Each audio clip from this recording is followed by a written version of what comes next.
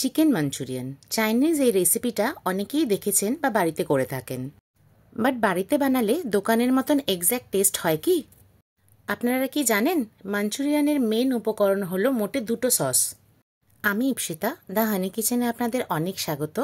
চলুন দেখাচ্ছি এক্স্যাক্ট দোকানের মতন চিকেন মাঞ্চুরিয়ান। যে কোনো চাইনিজ বা ইন্ডিয়ান রান্নায় বোনলেসের যদি পিস নেন তাহলে ব্রেস্টের পিসটাই নেবেন। এই ব্রেস্টের পিসটা নিলে পরে আপনাদের চিকেনটা অনেক জুসি আর সফট হবে। চলুন এটাতে এখন কিছু কিছু জিনিস ইউজ করব।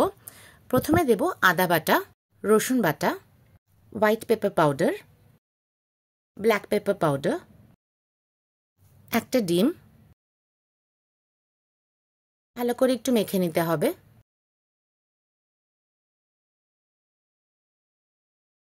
দিয়ে দিলাম এখন নুন। নুনের পোর্শনটা একটুখানি বাড়িয়ে রাখবেন। 15 থেকে 16 মিনিট মতন এটাকে রেস্টে রেখে দেবেন। রেস্টে প্রায় 15 মিনিট রেখে দিয়েছিলাম। এখন ইউজ করলাম কর্নস্টার্চ। একদম কম পরিমাণে ইউজ করবেন, সামান্য কোটিং হলেই হবে।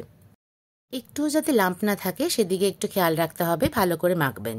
এখন চিকেনগুলো ভেজে নিতে হবে। প্রথমে তেলটা বেশ গরম রাখবেন, চিকেনগুলো দিয়েই ফ্লেমটা কম করে নেবেন। চিকেনগুলো হালকা ব্রাউন অবস্থায় ভেজে নিতে হবে। হালকা ব্রাউন কালার বলছি এই জন্যই, যে কোনো ধরনের চাইনিজ রান্নায় চিকেন দুবার ফ্রাই হয়, তাহলেই বাইরে থেকে ক্রিস্পি আর ভেতর থেকে জুসি ব্যাপারটা আসবে। আর ম্যারিনেশনের সময় নুনটা একটু বাড়িয়ে রাখতে বলেছিলাম, কারণ কর্নস্টার্চ দেওয়ার পর যাতে নুনটা ব্যালেন্স হয়ে যায়। এবার আরেকটা পাত্রে রিফাইন অয়েল নিয়ে নেব। এখনই দেবেন পেঁয়াজ। পেঁয়াজটা যতটা ফাইন করে পারেন ততটা ফাইন করে চপ করবেন। পেঁয়াজ যাতে বেশি ভাজা না হয়, ট্রান্সলুসেন্ট হলেই দিয়ে দেব আদা কুচি, রসুন কুচি।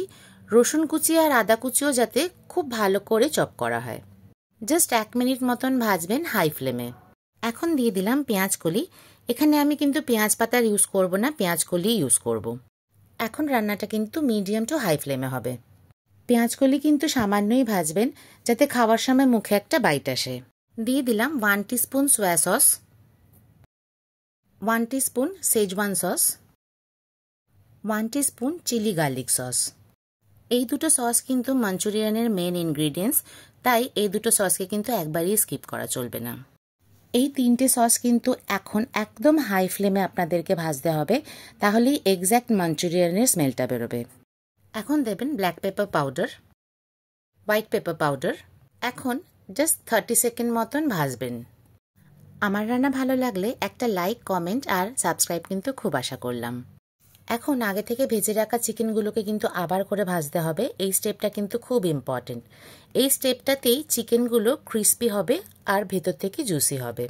এই চিকেনগুলো ডাবল ফ্রাই করার পরে ইমিডিয়েটলি শিফট করতে হবে। সেকেন্ড টাইম ভেজে একদমই তুলে রাখবেন না। যখন সার্ভ করার হবে তখনই এই স্টেপটা করবেন। বাকি সব স্টেপ আগে থেকে করে রাখা যেতে পারে, কিন্তু এই স্টেপটা না। চিকেনটা দেবার পরে একদম হাই ফ্লেমে 30 সেকেন্ড মতন নেড়ে চেড়ে নিতে হবে। এখন দিলাম সামান্য নুন।